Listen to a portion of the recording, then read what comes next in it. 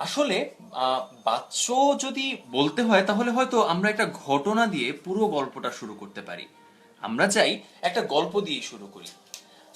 ধরা যাক দুইজন বন্ধু কথা বলছে। দুইজন বন্ধু কথা বলতে বলতে হয়তো বলা হচ্ছে যে তারা দুইজন মিলে কোনো একটা কাজ করতে চায়, এবং সে সময় একজন হঠাৎ বলে উঠলো, আমি কাজটা করবই। সে খুব ডিটারমাইন্ড। এবং তারপরে আরেকজন খুব একটা ডিটারমাইন্ড না, সে বলল যে না ভাই, আমার মনে হয় কাজটা করা হবে না, বুঝলে?" আহ, তখন আমরা যদি একটু খেয়াল করি, একজন একটু ডিটারমাইন্ড যখন, তখন একভাবে কথা বলছে, সে সরাসরি কোনো একটা কথায় জোর দিচ্ছে, সে বলছে সে কাজটা করবেই, আমি কাজটা করবই, সরাসরি একটা কথা বলছে। আরেকজন বলছে যে আমার মনে হয় কাজটা করা হবে না, সে একটু দেখো কেমন একটু হাওয়ায় ভাসিয়ে কথা বলছে না? কথার এরকম একটা প্রকাশভঙ্গি আছে, আমরা সব সময় একই ধরনের প্রকাশভঙ্গিতে কথা বলি না।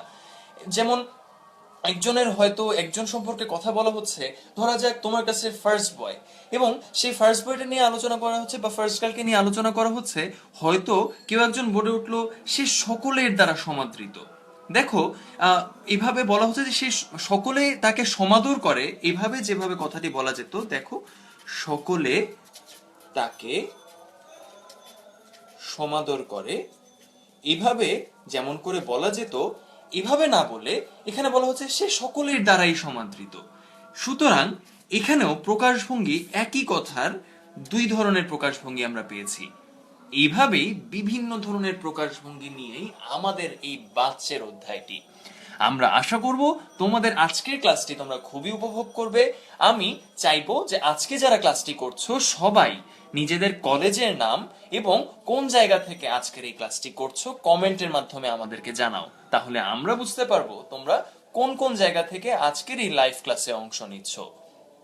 তোমাদের কাছে কমেন্টের মাধ্যমে আশা করছি যে তোমরা নিজেদের কলেজের নাম আমাদেরকে জানাবে, এবং অবশ্যই আশা করছি যে এরকম একটি কঠিন মনে হওয়া চ্যাপ্টার কিন্তু আসলে খুবই সহজ হতে পারে, এরকম পদ্ধতির একটা ক্লাস আমরা সবাইকে জানিয়ে দেব শেয়ার করার মাধ্যমে। এবার এসো বাচ্চের পরবর্তী জায়গায় যাই। বাচ্চ বলতে আসলে কি বোঝায়? আমরা এর মধ্যেই কিন্তু আলোচনা করে ফেলেছি যে এ বিভিন্ন ধরনের প্রকাশভঙ্গির মাধ্যমে আমরা এক একটা কথাকে প্রকাশ করতে পারি। দেখো, সেখানে প্রকাশভঙ্গির কিন্তু তারতম্য রয়েছে। এমনকি তৃতীয় বাক্যটিকে আমরা আরেকভাবেও প্রকাশ করতে পারি, অথচ সেটা একই অর্থ বহন করে। সুতরাং আমরা বলতে পারি এই পুরো বিষয়টাই আসলে বাচ্চের ধারণা। খেয়াল করে দেখো, বাচ্চের যে শাব্দিক অর্থ, এই শাব্দিক অর্থটাই হচ্ছে প্রকাশভঙ্গি। খেয়াল করেছো, বাচ্চের অর্থ হচ্ছে প্রকাশভঙ্গি। সুতরাং বাক্যের বিভিন্ন ধরনের যে প্রকাশভঙ্গি রয়েছে তাকেই বলা হয় বাচ্য। আমরা তোমাদের সবার কাছ থেকে আজকে এই ক্লাসে অংশগ্রহণ আশা করছি। সুতরাং বাচ্য নিয়ে তোমাদের যদি কোনো প্রশ্ন থাকে অবশ্যই আমাদেরকে কমেন্টের মাধ্যমে জানাও। আর হ্যাঁ, যারা ক্লাসটি করছো তারা কিন্তু নিজেদের কলেজের নাম আমাদের সবাইকে জানাতে ভুলো না।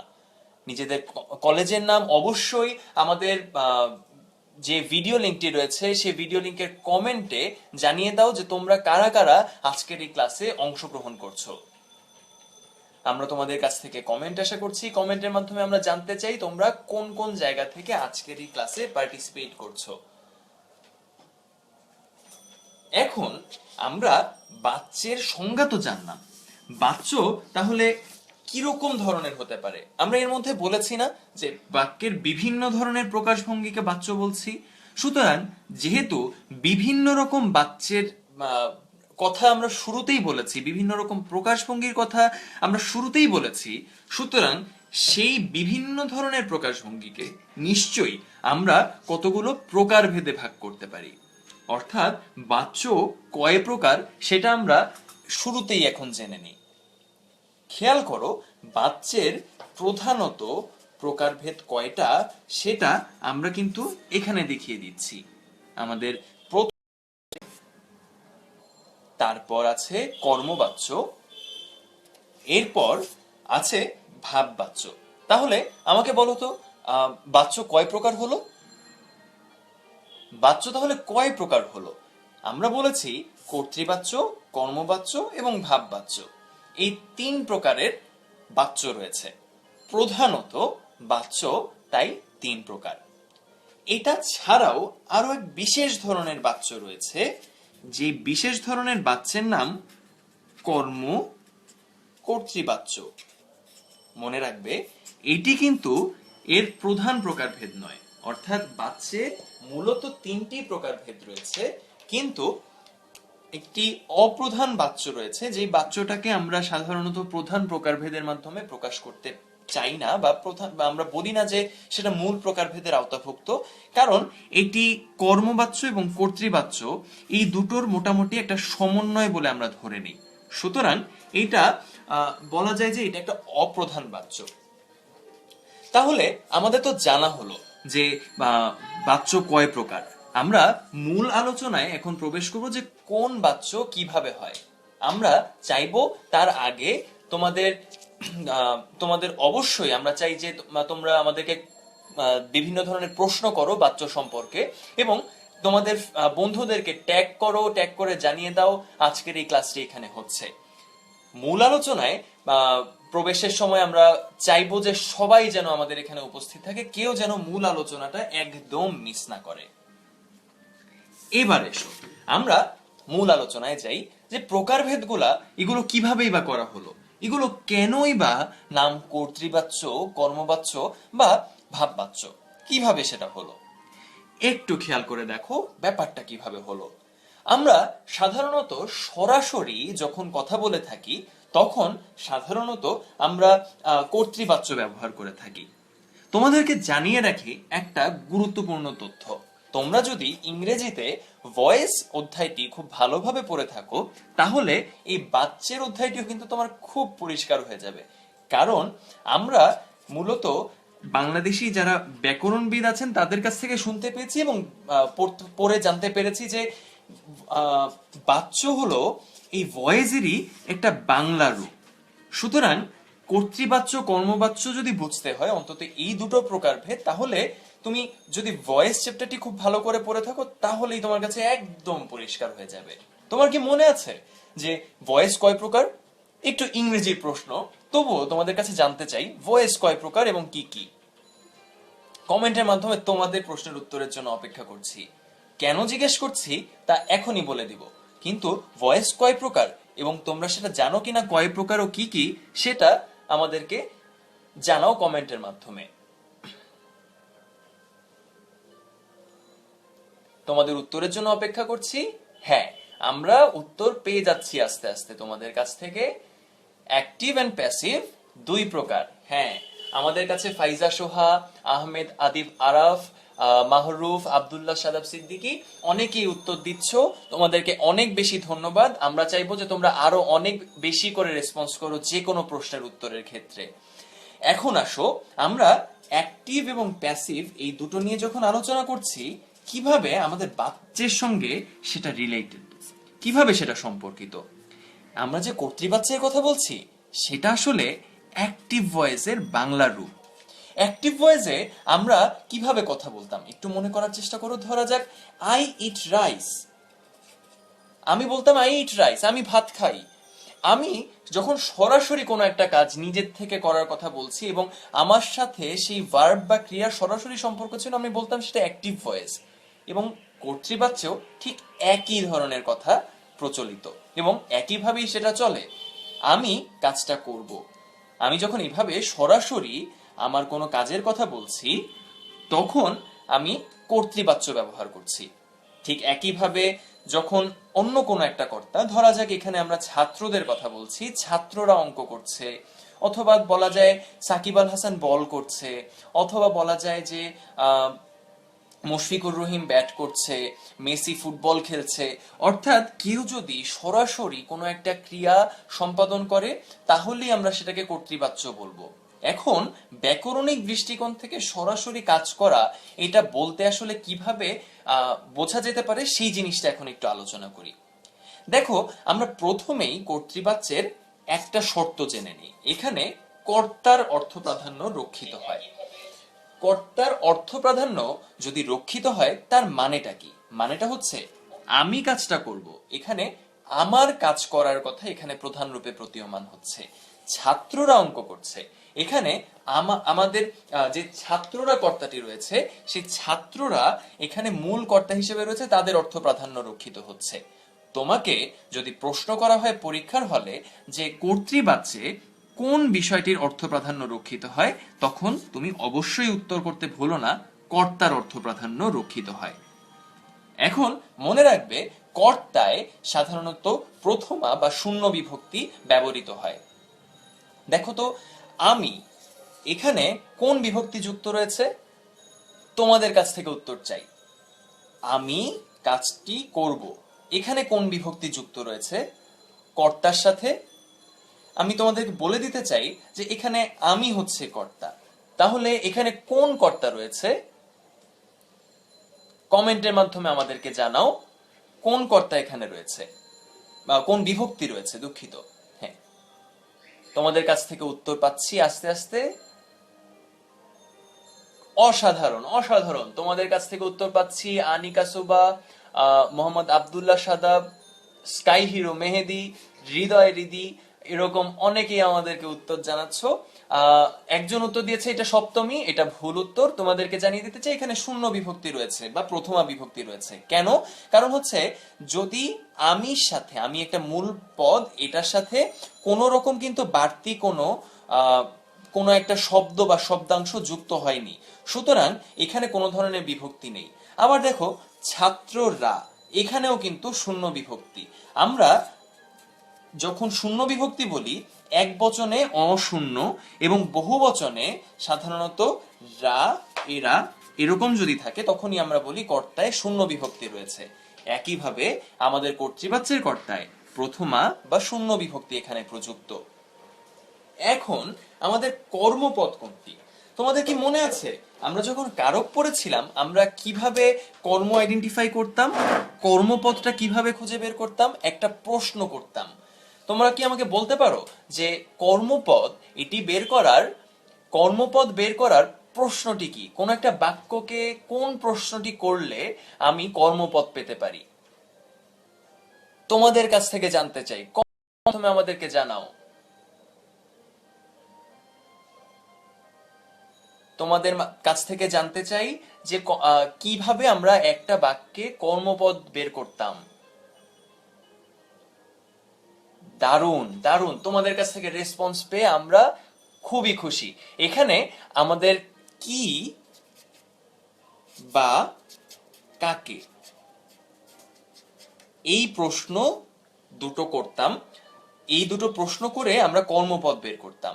এখানে দেখো তো আমি কাজটা করব, এখানে কি করব এটা যদি বের করি বা জিজ্ঞেস করি তাহলে উত্তর পাবো কাজটা। ছাত্ররা অঙ্ক করছে, কি করছে?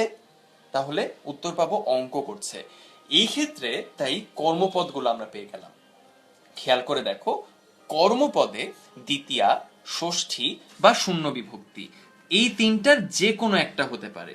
সুতরাং কর্তৃবাচ্যের ক্ষেত্রে আমাদের যে প্রদত্ত উদাহরণগুলো সেখানে শূন্য বিভক্তি রয়েছে, এটা তো আমরা খুব স্পষ্টভাবে দেখতে পাচ্ছি। তোমাদের কাছ থেকে তাই আমরা জেনে নিলাম যে কিভাবে কর্মপদ বের করতে হয়, এবং সেই কর্মপদে যে দ্বিতীয়া, ষষ্ঠী বা শূন্য বিভক্তি কর্তৃবাচ্যের ক্ষেত্রে হতে পারে সেটি আমরা এই ক্লাসের মাধ্যমে জেনে নিলাম। দেখেছো কেমন শেয়ার করার মাধ্যমে আমরা একজনের সঙ্গে আইডিয়া শেয়ার করে ফেলছি এবং জেনে নিচ্ছি বাচ্য কিভাবে আমরা বের করতে পারি, কর্মপদ কিভাবে বের করতে পারি।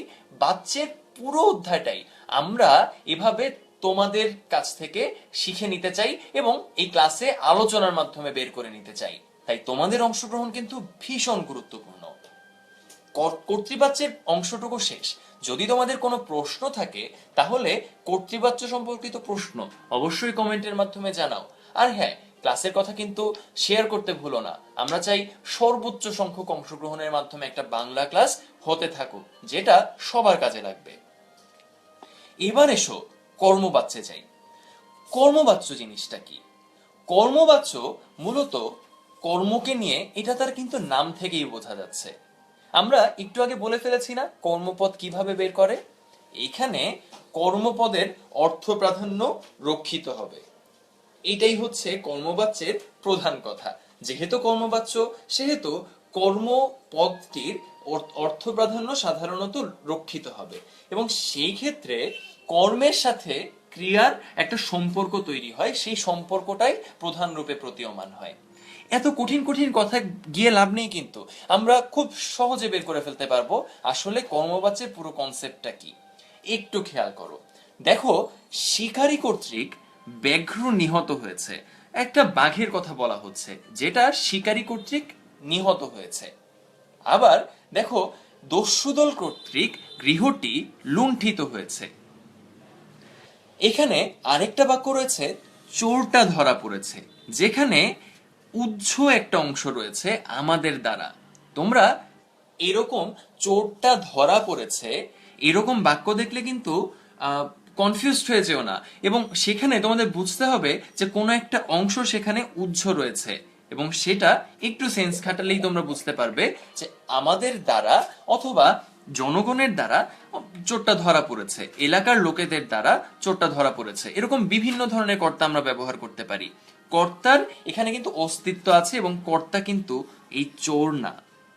ঠিক আছে, এখন দেখো, আমরা এখানে কর্মপদ একটু বের করার চেষ্টা করি তিনটা বাক্যে আমাদের এই ব্যাঘ্র, আমরা বলেছিলাম কি, এটি দিয়ে যদি প্রশ্ন করি তাহলে পাবো ব্যাঘ্র, সুতরাং এটা হচ্ছে কর্মপদ। আবার কি দিয়ে প্রশ্ন করলে দ্বিতীয় বাক্যে আমরা পাবো গৃহটি। আবার এখানেও যদি কি দিয়ে প্রশ্ন করি বা কে দিয়ে প্রশ্ন করি, তাহলেও কিন্তু আমরা বলতে পারবো যে আমাদের দ্বারা চোরটা ধরা পড়েছে। হ্যাঁ, এখানে কি ধরা পড়েছে এই সেন্সে তোমার কর্মপদটা হবে চোরটা। সুতরাং আমরা আগেই যেহেতু বলে ফেলেছি কি বা কাকে দিয়ে প্রশ্ন করা মাধ্যমে আমরা কর্মবাচ্য বা কর্মপদ পেতে পারি, তাহলে আমাদের কাছে কর্মপদ জিনিসটা কিভাবে হয় এবং কিভাবে কর্মবাচ্যে অংশগ্রহণ করে সেটা কিন্তু একদম পরিষ্কার হয়ে গেল।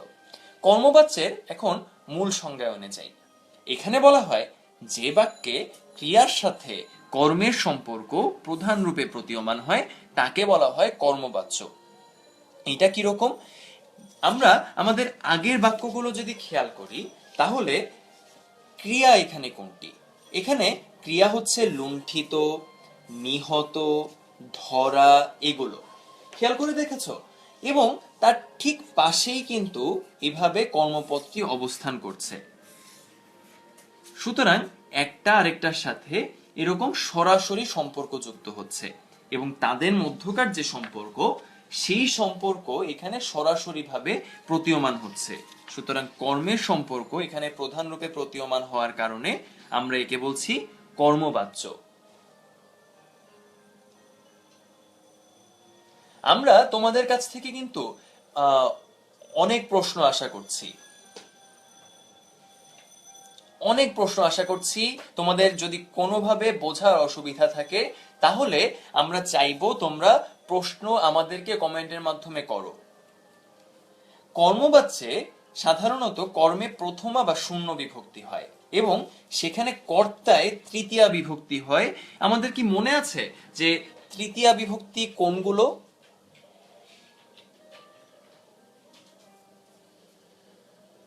তৃতীয়া বিভক্তি কোনগুলো তোমাদের কাছে উত্তর আশা করছি।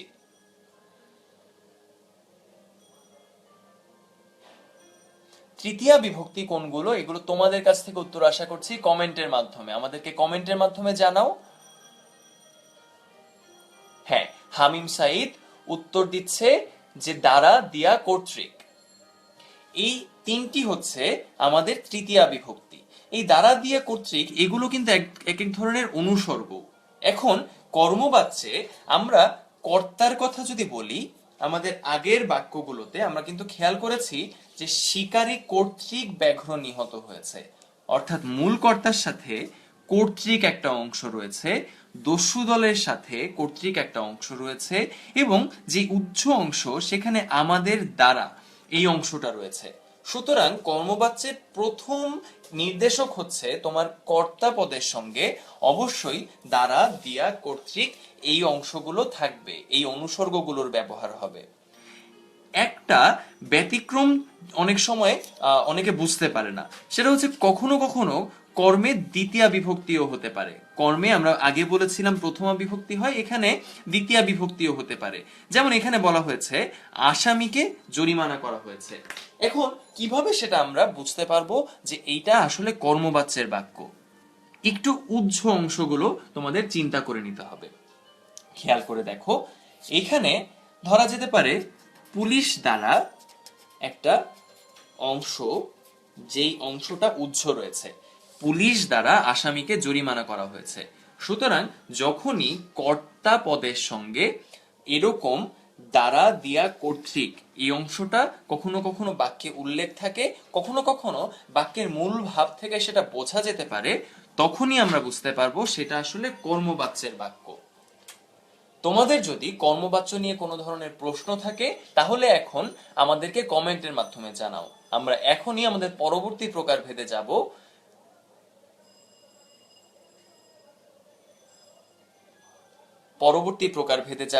আমরা আশা করব তোমরা প্রশ্নের মাধ্যমে আমাদেরকে জানাবে যে কর্মবাচ্য নিয়ে তোমাদের কোনো প্রশ্ন আমাদের কাছে আছে কিনা।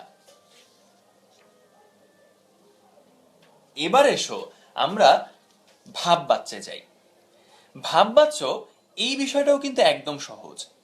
তোমরা যদি আবার ইংরেজির সঙ্গে একটু মেলাতে চাও, কর্মবাচ্যের সাথে তোমরা প্যাসিভ ভয়েসের একদম সরাসরি মিল পাবে।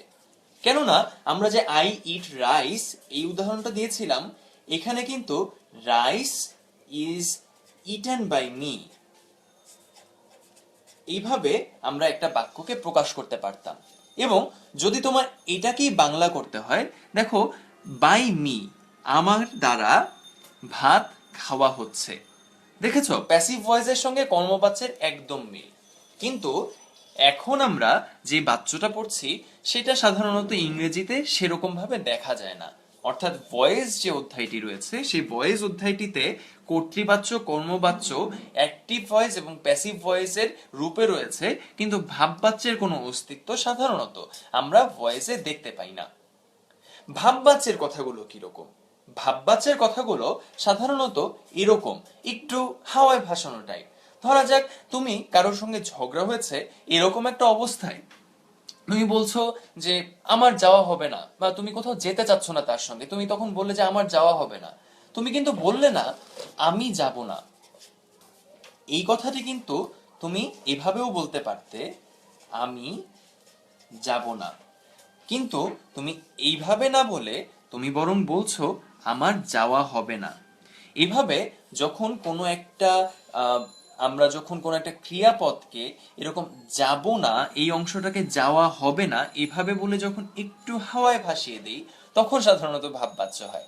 এখন সেটার ব্যাকরণিক গঠন অবশ্যই আছে, সেটা নিয়ে আমরা একটু পরেই জানতে পারবো। দেখো আরেকটা বাক্য, আমাকে এখন যেতে হবে। একজন আমাদের কাছে প্রশ্ন করেছে কর্মবাচ্যের সঙ্গে ভাববাচ্যের পার্থক্য কি। খুবই গুরুত্বপূর্ণ প্রশ্ন। আমরা এখন এইখানেই যাচ্ছিলাম। দেখো কর্মবাচ্যের সঙ্গে ভাববাচ্যের প্রধান পার্থক্য হচ্ছে এখানে সাধারণত কর্মপদের অস্তিত্বটাই থাকে না। কি বা কাকে দিয়ে প্রশ্ন করলে কোনো উত্তর তুমি পাবে না। দেখো আমার যাওয়া হবে না, আমার কি যাওয়া হবে না, এটা জিজ্ঞেস করলে কি তুমি কোনো উত্তর পাবে? আমাকে এখন যেতে হবে, এখানে কি বা কাকে দিয়ে প্রশ্ন করলে তুমি কি কোনো উত্তর পাবে? পাবে না। এই পথে চলা যায় না, এখানে কি বা কাকে দিয়ে প্রশ্ন করলে কিন্তু উত্তর পাবে চলা যায়। হ্যাঁ, চলার এই অংশটুকু পাবে, কিন্তু এটা কিন্তু একটা ক্রিয়াপদেরই অংশ। সুতরাং বোঝা যাচ্ছে এখানে কিন্তু কর্মপদের অস্তিত্বটা নেই। সুতরাং যেই বাচ্চে সাধারণত কর্ম থাকে না এবং সেখানে ক্রিয়ার অর্থ প্রধান রূপে প্রতীয়মান হয়, এটাই হচ্ছে ভাববাচ্য। কর্মবাচ্যের সঙ্গে ভাববাচ্যের পার্থক্য আশা করি তোমাদের কাছে পরিষ্কার হয়ে গিয়েছে। এবার একটু ব্যতিক্রম একটা বাক্য নিয়ে আলোচনা করি। কর্মবাচ্যে যেরকম আমরা দেখেছি সেখানে কর্তা উৎস থাকতে পারে, এরকম কিন্তু ভাববাচ্যেও হতে পারে। যেমন এবার ট্রেনে ওঠা যাক, এখানেও কর্তা উৎস আছে। এখানে কি রকম হতে পারে? ধরা যাক এরকম হতে পারে, এবার আমাদের ট্রেনে ওঠা যাক, এরকম ভাবে বলা হয়। আবার কোথা থেকে আসা হচ্ছে, এরকম ভাবেও একটা বাক্য গঠন হতে পারে। এবং সেখানে কিন্তু কোনো রকম কর্তার অস্তিত্ব নেই। কোনো কর্তা কি খুঁজে পাও এখানে? এখানেও আমরা একটা কর্তা চিন্তা করে নিতে পারি। ধরা যাক তোমার, এটা আছে উৎস রূপে। তোমার কোথা থেকে আসা হচ্ছে? আমরা প্রশ্নটা যেমন এভাবে করতে পারি, কাউকে আমরা এভাবেও প্রশ্ন করতে পারি, কোথা হতে আসা হচ্ছে বা কোথা থেকে আসা হচ্ছে। যখন বাক্যের রূপগুলো এমন যে আমরা সরাসরি কোনো কথা বলছি না, সেখানে কোনো ধরনের কর্মপদের অস্তিত্ব নেই, তখন আমরা যেই বাচ্যটা দেখতে পাবো সেটাই হচ্ছে ভাববাচ্য। সুতরাং আশা করি তোমাদের কাছে পরিষ্কার হয়ে গিয়েছে যে ভাববাচ্যের পুরো বিষয়টা আসলে কেমন। আমরা তোমাদের কাছ থেকে আমরা প্রশ্ন আশা করছি। একজন আমাদের কমেন্টে লিখেছে, কাকে যেতে হবে, উত্তরটা সে পেয়েছে আমাকে। ধরা যাক আমাদের বাক্যটা এখানে, কমেন্টের বাক্যটাই তুলে দিচ্ছি, আমাকে যেতে হবে। এখানে কর্মপদ কিন্তু এটা না, আমাকে যেতে হবে এই কথাটি এখানে সরাসরি কর্তা। কর্তা যেই বস্তুকে আশ্রয় করে ক্রিয়া সম্পাদন করে সেটাকে আমরা বলেছিলাম কর্ম। অর্থাৎ আমার বাড়ি যেতে হবে, এরকম যদি একটা জায়গা থাকতো, এরকম যদি একটা শব্দ থাকতো, তখন আমরা বুঝতে পারতাম যে ক্রিয়াকে আশ্রয় করার একটা জায়গা রয়েছে।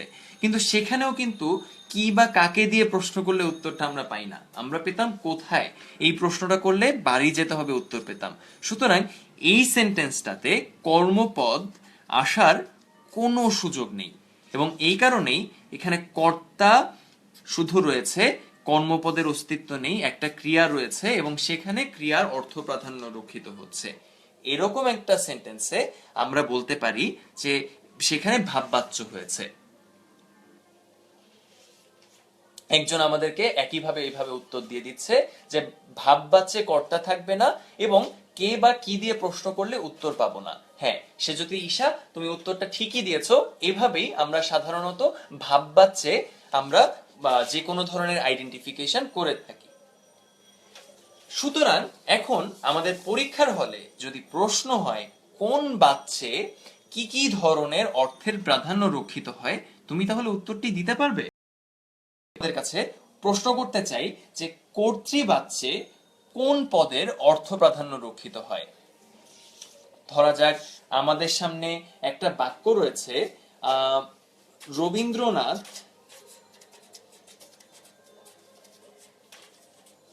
গীতাঞ্জলি লিখেছেন।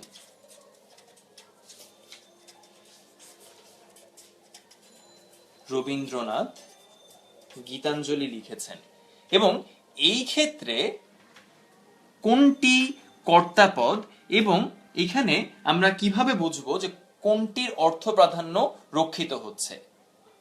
তোমাদেরকে মনে করিয়ে দিতে চাই যে এটা একটা কর্তৃবাচ্যের বাক্য। এখন আমাকে বলো, কর্তৃবাচ্যের এই বাক্যে কিসের অর্থ প্রাধান্য রক্ষিত হচ্ছে? তোমাদের কাছ থেকে কমেন্টের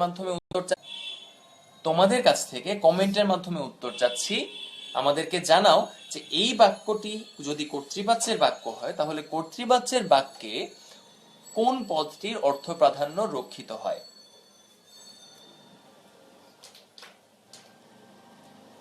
হ্যাঁ, দুজন আমাদের কাছে উত্তর দিয়েছে, রবীন্দ্রনাথ হলো কর্তাপদ।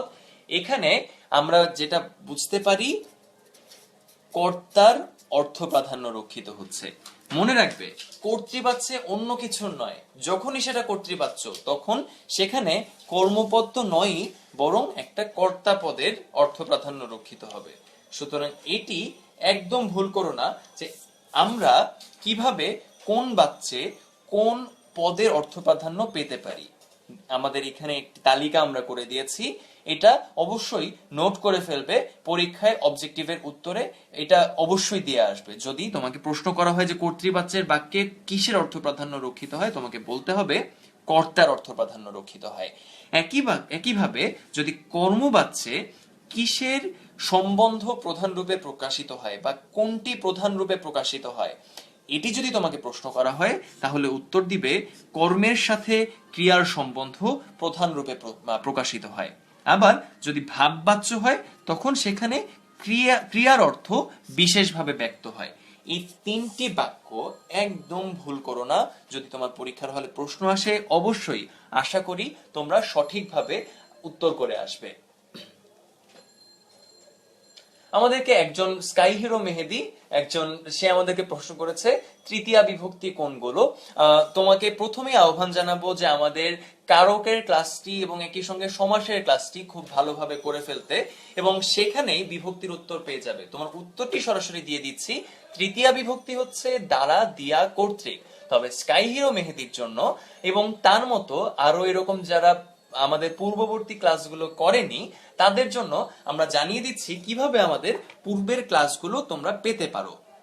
তোমাদের জন্য দেখিয়ে দিচ্ছি যে প্রথমে 10minuteschool.com www.10minuteschool.com এই ওয়েবসাইটটিতে, অর্থাৎ তোমাদের অতি পরিচিত ওয়েবসাইট, এই অতি পরিচিত ওয়েবসাইটটিতে যাবে এবং সেখানে দেখবে এরকম একটি ওয়েব পেজ এসে হাজির হয়েছে। এবং সেখানে যদি তোমার স্ক্রিনের ডান পাশে তাকাও দেখবে যে এরকম একটি বাটন রয়েছে। সেই বাটনে যদি প্রেস করো তাহলে কতগুলো লিস্ট পাবে এবং সেখানে সবার শেষে লাইভ ক্লাসেস এই অংশটি রয়েছে। এটি লোড হওয়ার জন্য অপেক্ষা করো। এটিতে ক্লিক করলে একটা পেজ লোড হবে এবং সেখানে দেখবে ভিডিও লিস্ট নামে একটা বাটন রয়েছে। এই সবুজ বাটনটিতে লাইভ ক্লাসের সবগুলো তালিকা রয়ে গিয়েছে। এই যে বিষয়ভিত্তিক ক্লাসগুলো, এখানে বাংলা ক্লাস এবং বাংলা ক্লাসের বাংলা ব্যাকরণ, কারক ও বিভক্তি, সমাস পর্ব 1, সমাস পর্ব 2 এই তিনটি ক্লাসই কিন্তু একদম তোমাদের জন্য স্টোর করা আছে। আমরা আশা করব তোমরা আগের ক্লাসগুলো করে ফেলবে। আমাদেরকে আরেকজন প্রশ্ন করছে যে ভাববাচ্যে ক্রিয়া কোন পুরুষ হয়। হ্যাঁ, তোমার প্রশ্নের উত্তর দিয়ে আমরা পরবর্তী আমাদের বিষয়টিতে যাব। খেয়াল করে দেখো, আমার যাওয়া হলো না, এরকম একটা বাক্য আমাদের সামনে রয়েছে। এরকম একটা বাক্য যদি আমাদের সামনে থাকে তাহলে এই যাওয়া অংশটুকু এখন আমরা চিন্তা করব। ধরা যাক তুমি কোনো একটা নাম পুরুষের কথা চিন্তা করো। নাম পুরুষ মনে আছে? প্রথম পুরুষ, দ্বিতীয় পুরুষ এবং বা মধ্যম পুরুষ এবং নাম পুরুষ, এই তিন ধরনের পুরুষের প্রকারভেদ রয়েছে। যেটা first person, second person, third person ইংরেজিতে আমরা দেখি, সেরকম বাংলায়ও কিন্তু এরকম তিনটা প্রকারভেদ রয়েছে। এটা সাধারণত থার্ড পারসনের জন্য বাংলা ভার্সনে বা বাংলায় আমরা বাংলা ব্যাকরণে ব্যবহার করে থাকি। এই নাম পুরুষ কোনগুলো? নাম পুরুষ সাধারণত সে বা তারা। এখানে তাদের জন্য আমরা যেই ক্রিয়াগুলো ব্যবহার করে থাকি সেগুলো হচ্ছে নাম পুরুষের ক্রিয়া। নাম পুরুষের ক্রিয়া এখানে কিভাবে হতে পারে? আমাদের সেন্টেন্সটা যদি এরকম, সেখানে আমরা বলতাম তাদের যাওয়া হবে না। এরকম যদি হয়, আমরা এই নাম পুরুষের সাথে এই ধরনের ক্রিয়ার ফরম্যাটটা ব্যবহার করছি। একইভাবে আমাদের এই ফার্স্ট পারসন হলেও বা প্রথম পুরুষ হলেও আমরা ভাববাচ্যের ক্ষেত্রে নাম পুরুষের ক্রিয়া ব্যবহার করব। মনে রাখবে, ভাববাচ্যে সব সময়, ভাববাচ্য যদি হয়, ভাববাচ্যে সব সময় আমরা নাম পুরুষের ক্রিয়া ব্যবহার করব। এইটাও কিন্তু পরীক্ষার জন্য খুব গুরুত্বপূর্ণ একটা প্রশ্ন। কাজেই প্রশ্নটি যে করেছো হৃদয় হৃদি, তাকে অনেক ধন্যবাদ। নাম পুরুষের ক্রিয়া সবসময় ভাববাচ্যে ব্যবহৃত। এখন আমরা তোমাদের কাছ থেকে প্রশ্ন চাই। আমরা এই পর্যন্ত কর্তৃবাচ্য, কর্মবাচ্য, ভাববাচ্য, তিন প্রকার বাচ্য কিন্তু পড়িয়ে ফেলেছি। আমরা অপ্রধান বাচ্য এবং বাচ্য রূপান্তরে যাওয়ার আগে তোমাদের কাছ থেকে কমেন্টের মাধ্যমে প্রশ্ন চাই। প্রশ্ন জানাতে পারো এবং অবশ্যই ক্লাসের যে বাকি অংশ যেখানে আমরা আলোচনা করব বাচ্য একটি বাচ্য থেকে আরেকটি বাচ্চে কিভাবে রূপান্তর করতে হয়, সেই আলোচনায় প্রবেশের আগে আমরা চাইবো যে তোমার বন্ধুদের আরো ডেকে নিয়ে আসো, শেয়ার করে জানিয়ে দাও, তোমার প্রোফাইল থেকে কমেন্টে ট্যাগ করতে পারো, যাতে সে জানতে পারে বাচ্য পরিবর্তন কিভাবে করতে হয়। বাচ্য পরিবর্তনের পার্টটিতে যাওয়ার আগে আমরা এখন কর্মকর্তৃ বাচ্য নামে যে অপ্রধান একটা বাচ্য নিয়ে আলোচনা করছিলাম, বা বলেছিলাম বাচ্যের প্রকারভেদের সময়, আমরা এখন সেটা নিয়ে আলোচনা করব। অপ্রধান একটা বাচ্য, এর নাম হচ্ছে কর্মকর্তৃ বাচ্য। দেখো, আমরা এভাবে একটা বাচ্যের বাক্য চিন্তা করতে পারি বা একটা প্রকাশভঙ্গি চিন্তা করতে পারি, যেমন আমি কাজটা করতে চাই। আমাদের এতক্ষণের আলোচনা থেকে তোমরা কি আমাকে এটা বলতে পারো যে আমি কাজটা করতে চাই এটা কোন বাচ্যের উদাহরণ? এটা কোন বাচ্যের উদাহরণ? আমি কাজটা করতে চাই, আমাদের এতক্ষণ যে পড়ানোর বিষয়গুলো ছিল সেই বিষয়ের মধ্যেই কিন্তু এই উত্তরটা রয়ে গিয়েছে। আমি কাজটা করতে চাই, এটা কোন বাচ্চের উদাহরণ? চমৎকার। প্রথম তিনজন যে উত্তর দিয়েছো তাদের নাম বলছি, আহমেদ আদিব আরাফ, হামিম সাইদ এবং আশিক আহমেদ নাকিব। এই তিনজন বলেছো এটা কর্তৃবাচ্যের বাক্য। এখন আরো তিনজনের কাছ থেকে উত্তর চাই যে এখানে কর্মপদ কোনটা, এই বাক্যে কর্মপদ কোনটা, এটা আমাদেরকে বলতে পারবে? আমরা মেনে নিলাম যে এটা একটা কর্তৃবাচ্যের বাক্য, তোমাদের উত্তরটাই সঠিক। কিন্তু এই সঠিক উত্তরে এখন আমাদেরকে জানাও যে এখানে কোনটা কর্মপদ। সেজুতি ঈশা, জল তৃষ্ণা এবং তোফা মনিরা, এই তিনজন প্রথমে উত্তর দিয়েছো। হ্যাঁ, এখানে কাজটা, এইটা হচ্ছে কর্মপদ। দেখো, এখন আমরা একজনকে বলতে শুনলাম, যখন আমি বললাম যে আমি কাজটা করতে চাই, কিন্তু আমার পাশের লোকটা বলে উঠলো কিন্তু কাজটা ভালো দেখায় না। খেয়াল করেছো, এখানে কাজটা, এইটা আগের পদে ছিল কর্মপদ, কিন্তু এখানে এইটা কিন্তু একদম কর্তার ভূমিকা পালন করছে। এইটাও এক ধরনের প্রকাশভঙ্গি। এবং এই কারণে যেখানে আমরা কর্মপদের অস্তিত্ব পেয়েছি এবং একই সঙ্গে এই কর্মপদটাকে আমরা পরবর্তী বাক্যটায় একটা কর্তা হিসেবে ব্যবহার করেছি, তখন আমরা যে বাচ্য পেয়ে যাই তখন সেটাকে আমরা বলি কর্মকর্তৃ বাচ্য। সুতরাং সংজ্ঞাটা কি হবে? যে বাচ্চে কর্মপদই কর্তৃস্থানীয় তাকে কর্মকর্তৃ বাচ্য বলে। আশা করি তোমাদের সবার কাছে এই বিষয়টা পরিষ্কার হয়ে গিয়েছে। যদি আরো সেন্টেন্স বা আরো বাক্যের উদাহরণ চাও তাহলে তোমাদেরকে বলে দিচ্ছি। ধরা যাক আমি বাঁশি বাজাই, এরকম ভাবে একটা বাক্য বলা হলো। ঠিক সেই মুহূর্তে কর্মপদ যখন বাঁশি, তখন আমরা বলতে পারি যে এই বাঁশিকে যদি এখন একটা বাক্যে আমরা কর্তৃস্থানীয় পদে রূপান্তর করে ফেলি, তখনই সেটা হয়ে যাবে কর্মকর্তৃবাচ্য। বাঁশি বাজে এ মধুর লগনে। এই চমৎকারী বাক্যটায় বাঁশি এই অংশটা, বাঁশি অংশটা কিন্তু একটা কর্মপদ ছিল, মনে আছে? সুতরাং এই কর্মপদের বাক্যটাই এখানে হয়ে গিয়েছে একটা কর্তা। সুতরাং এখানে কর্মপদটা কর্তৃস্থানীয় হয়ে গিয়েছে। ধরা যাক কোন একটা সুতি কাপড়ের কথা বলা হচ্ছে এবং তুমি বলছো, ধরা যাক কেউ একজন বলছে যে আমি সুতি কাপড় অনেকদিন টেকাতে পারি। হ্যাঁ, তার সুতি কাপড়ের কোন একটা জামা রয়েছে বা পাঞ্জাবি রয়েছে, সে বলতে পারে আমি সুতি কাপড় অনেকদিন টেকাতে পারি। হয়তো বাক্যটাকে এইভাবেও প্রকাশ করা যেতে পারে, সুতি কাপড় অনেকদিন টেকে। অর্থাৎ এইভাবে কর্মপদ যেখানে কর্তৃস্থানীয় সেখানেই আমরা বলতে পারি কর্মকর্তৃবাচ্য রয়েছে। জুলফিকার জিসান নামে একজন আমাদেরকে বলেছে কলমটা ভালো লেখে, এইটাও কর্মকর্তৃবাচ্যের একটা চমৎকার এবং খুব প্রচলিত, পরীক্ষায় আসার মতো একটা উদাহরণ। তোমাকে ধন্যবাদ জুলফিকার জিসান।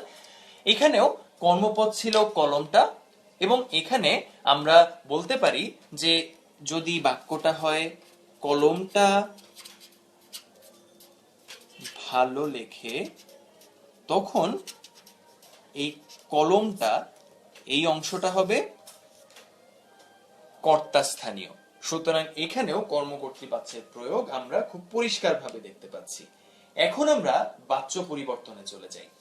খুব গুরুত্বপূর্ণ একটা জায়গা এবং অবশ্যই এটাকে ভয় পাওয়ার একদম কোনো কারণ নেই, খুব খুব সহজ। এসো আমরা দেখি বাচ্য পরিবর্তন কিভাবে করতে হয়। ধরা যাক তোমার সামনে কর্তৃবাচ্যের একটা বাক্য রয়েছে এবং তোমাকে বলা হচ্ছে সেটাকে কর্মবাচ্যে কিভাবে রূপান্তর করা যেতে পারে। বলা হচ্ছে কর্তৃবাচ্যে বলা হয় যে বিদ্বানকে সকলে আদর করে।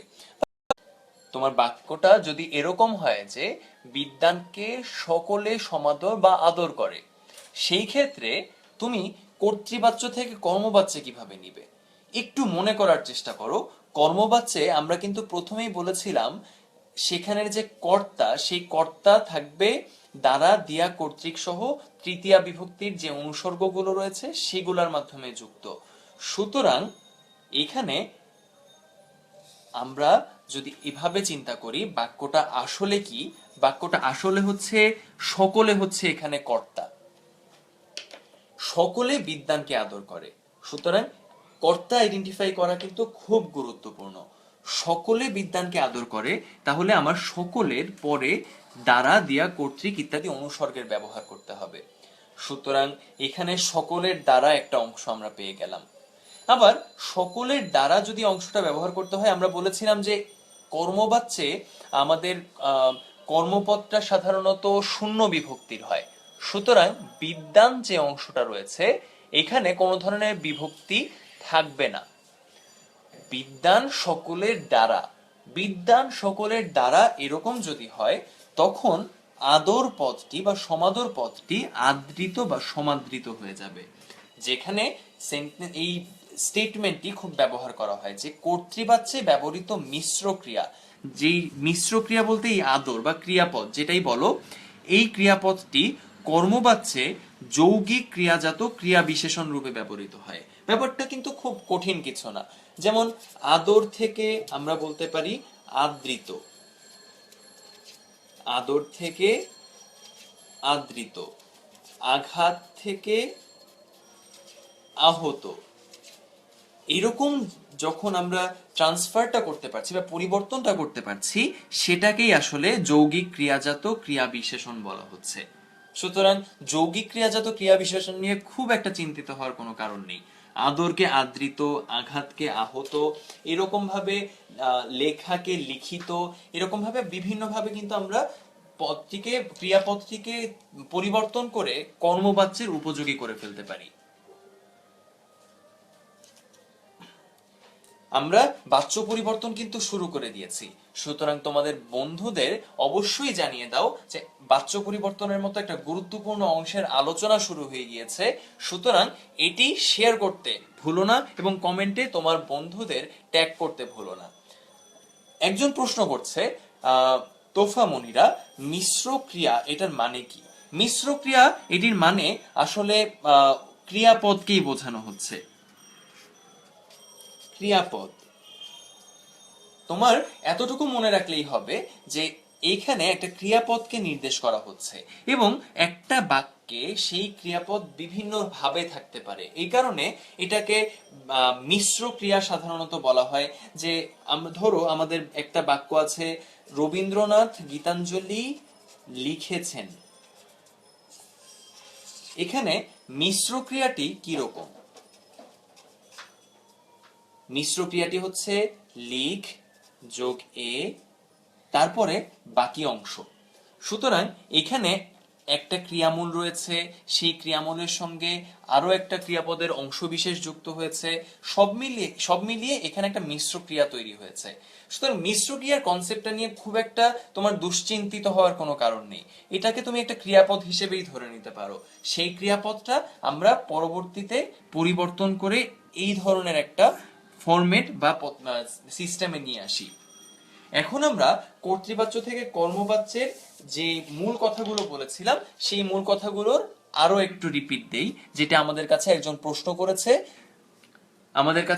প্রশ্ন করেছে যে কর্তৃবাচ্য থেকে কর্মবাচ্যের পুরো ব্যাপারটা আরেকবার রিপিট করতে। আমরা বলে দিচ্ছি, কর্তায় তৃতীয়া বিভক্তি হবে, কর্মের শূন্য বিভক্তি সাধারণত হবে। এই বাক্যটা যেমন রবীন্দ্রনাথ গীতাঞ্জলি লিখেছেন, এখানে আমরা বলতে পারি রবীন্দ্রনাথ কর্তৃক গীতাঞ্জলি লিখিত হয়েছে।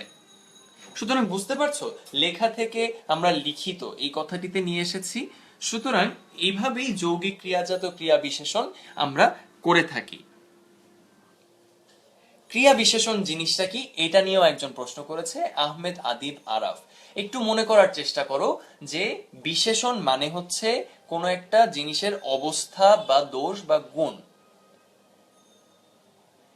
অবস্থা, দোষ বা গুণ যখন প্রকাশিত হয় তখন সেটাকে আমরা বিশেষণ বলি।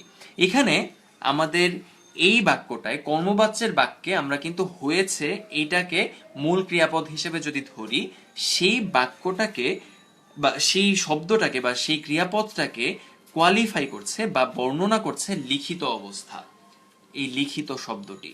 অর্থাৎ বলা হচ্ছে গীতাঞ্জলি একটা অবস্থায় রয়েছে, সেই অবস্থাটা হচ্ছে লিখিত। এটা এই ক্রিয়াটাকে যেহেতু বর্ণনা করছে, দোষগুণ অবস্থা বর্ণনা করছে, সেই কারণে এটা হচ্ছে ক্রিয়া বিশেষণ।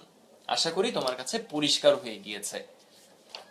এখন আমরা কর্তৃবাচ্য থেকে ভাববাচ্যে পরিবর্তন শিখি। কর্তৃবাচ্য থেকে ভাববাচ্যে পরিবর্তনের ক্ষেত্রে যদি আমার বাক্যটা থাকে আমি যাব না, আমার বাক্যটা হচ্ছে আমি যাব না, এরকম যদি আমার বাক্যটা থাকে, সেই ক্ষেত্রে আমি কিভাবে এই বাক্যটাকে ভাববাচ্যে রূপান্তর করব। তোমরা যদি আগে থেকে জেনে থাকো অবশ্যই বলে দিতে পারো কমেন্টের মাধ্যমে আমি যাব না এটা আসলে কি ধরনের বাক্য হতে পারে ভাববাচ্যে।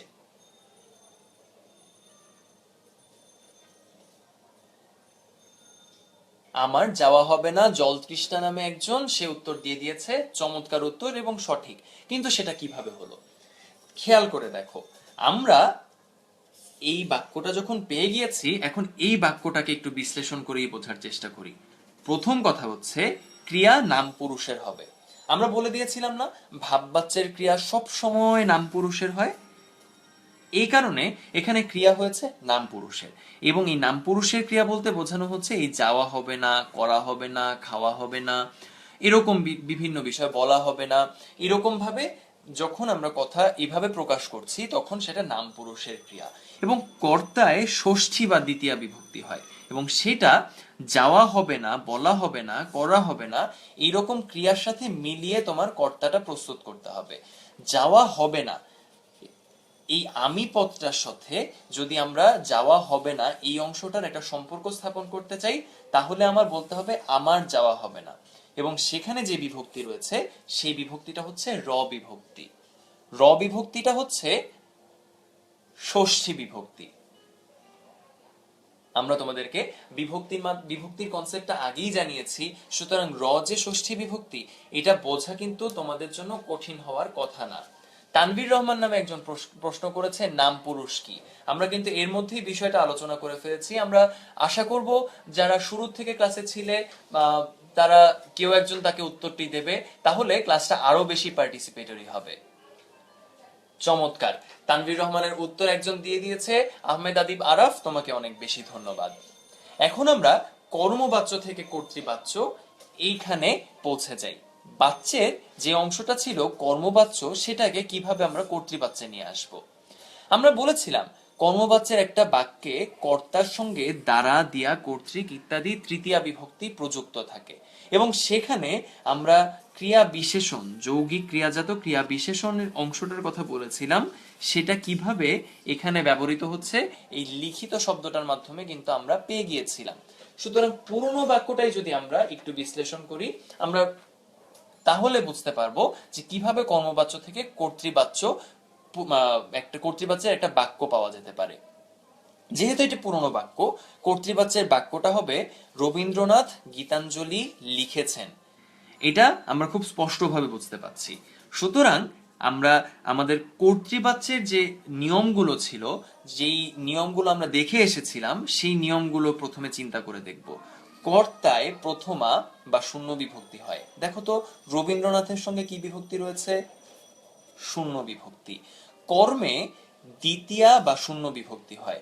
এইটা যে কর্ম, গীতাঞ্জলি হচ্ছে এখানে কর্মপদ ছিল, সুতরাং এই গীতাঞ্জলি অংশটায় আমাদের কর্তার সঙ্গে সামঞ্জস্য রেখে সাধারণত শূন্য বিভক্তি প্রযুক্ত হওয়ার কথা।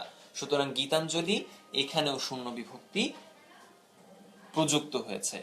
আমাকে এখন তাহলে এই জিনিসটা তো তোমরা খুব সহজেই বলে দিতে পারার কথা, যদি বাক্যটা হয় চোরটা ধরা পড়েছে এবং সেখানে উৎস একটা কর্তা রয়েছে, সেটা হচ্ছে আমাদের কর্তৃক, তাহলে এটার উত্তরটা কি হবে? যারা যারা উত্তরটা স্লাইডে দেখে নিতে পারোনি তাদের কাছ থেকে আসলে উত্তরটা আশা করছি। চোরটা ধরা পড়েছে যদি উৎস থাকে আমাদের কর্তৃক, তাহলে এইটার কর্তৃবাচ্যটা কি হবে? হ্যাঁ, একজন উত্তর দিয়ে দিয়েছে, আমরা চোরটা ধরেছি। দেখেছো, এখানেও পরিবর্তনটা কিন্তু খুব স্বাভাবিক। এই আমাদের কর্তৃক এই অংশটা উৎস থাকলেও তোমাকে চিন্তা করে নিতে হবে এবং সেখানে শূন্য বিভক্তি প্রযুক্ত হবে, কর্মে শূন্য বিভক্তি প্রযুক্ত হবে। সুতরাং আমরা চোরটা ধরেছি, এটা খুব পরিষ্কার একটা উদাহরণ। এখন আমরা ভাববাচ্য থেকে কর্তৃবাচ্য এই অংশে পৌঁছে যাচ্ছি। এটাই হচ্ছে আমাদের সর্বশেষ টপিক। এবং সেখানে আমরা প্রথমে দেখি যে যদি বলা হয় তোমাকে কেউ একজন নির্দেশ করে যে তোমাকে হাঁটতে হবে, সেই বাক্যটাকে আরো একভাবে প্রকাশ করা যেতে পারে, বলা যেতে পারে তুমি হাঁটবে। এই রূপান্তরের জন্য তোমার কি করতে হবে? ভাববাচ্যে আমরা সাধারণত একটা যে ক্রিয়া ব্যবহার করেছিলাম, সেই ক্রিয়াটা ছিল যৌগিক ক্রিয়াজাত ক্রিয়া বিশেষণ, এবং সেখানে আমরা এরকম তোমাকে যেতে হবে এরকম ভাবে একটা বাক্য ব্যবহার করেছিলাম যেখানে এই কে বিভক্তিটা প্রযুক্ত ছিল। কর্তৃবাচ্যে আমরা বলেছিলাম কর্তায় শূন্য বিভক্তি থাকবে। সুতরাং তোমাকে থেকে তুমি, এইটা হয়ে যাবে পরিবর্তিত রূপ। তুমির সাথে হাঁটতে হবে এই অংশটা সামঞ্জস্য রাখতে হলে তুমি হাঁটবে এই অংশটা তুমি পেয়ে যাবে। সুতরাং কর্তায় প্রথমা বিভক্তি হবে, ক্রিয়া কর্তার অনুসারী হবে, ঠিক যেটার কথা বললাম। এই হাঁটার অংশটা তোমার এই অংশটা অর্থাৎ তুমি এই অংশটার সঙ্গে সামঞ্জস্য রেখে বলতে হবে। যেমন আরেকটা বাক্য আমাদের হাতে রয়েছে, তার যেন আশা হয়। এটা হচ্ছে আমাদের ভাববাচ্যের বাক্য। এই ভাববাচ্যের বাক্যের কর্তৃবাচ্যের রূপটা তাহলে কি হবে, এইটা তোমাদের কাছ থেকে জানতে চাই। এইটাই তোমাদের কাছে আমাদের শেষ প্রশ্ন। ভাববাচ্য থেকে যদি কর্তৃবাচ্যে রূপান্তর করতে হয়, তার যেন আশা হয়, এই ভাববাচ্যের অংশটা কর্তৃবাচ্যের রূপান্তরিত রূপটা কি হবে? চমৎকার, আমরা উত্তরটা পেয়ে যাচ্ছি, সে যেন আসে। আমরা আশা করি তোমরা খুব বুঝে বুঝেই উত্তরগুলো দিয়েছো। তোমরা সারাক্ষণ যারা আজকে আমাদের ক্লাসে ছিলে তাদের সবাইকে অনেক বেশি ধন্যবাদ জানিয়ে বাচ্চের অধ্যায়টি এখানেই সমাপ্ত ঘোষণা করছি। তবে তার আগে জানিয়ে দিচ্ছি নেক্সট ক্লাসটা কবে। নেক্সট ক্লাস 13 আগস্ট শনিবার উদ্ভিদের শারীরতত্ত্ব পড়ানো হবে, এবং সেটি বায়োলজি যারা তাদের ভর্তি পরীক্ষায় অংশগ্রহণের জন্য বিবেচনা করছো তাদের জন্য খুব গুরুত্বপূর্ণ। 14 আগস্ট রবিবার আমাদের পরবর্তী ক্লাসের আরেকটি ক্লাস হবে, যেটা হবে ম্যানেজমেন্টের উপরে, এবং সেখানে এক মালিকানা ও অংশীদারি সংগঠন যারা বাণিজ্য বিভাগ থেকে পরীক্ষা দিচ্ছ, অংশগ্রহণ করছো, তাদের জন্য কিন্তু এটা খুব গুরুত্বপূর্ণ। এবং অবশ্যই টাইমটা কিন্তু আগের টাইম, সেই 8টার দিকে, রাত 8টায় তোমাদের সঙ্গে আমাদের নেক্সট ক্লাসগুলোতে দেখা হবে আবার। সবাইকে অনেক অনেক ধন্যবাদ জানিয়ে শেষ করছি 10 মিনিট স্কুল লাইভ ক্লাস। আমি নাহিয়ান বিন খালেদ, ধন্যবাদ।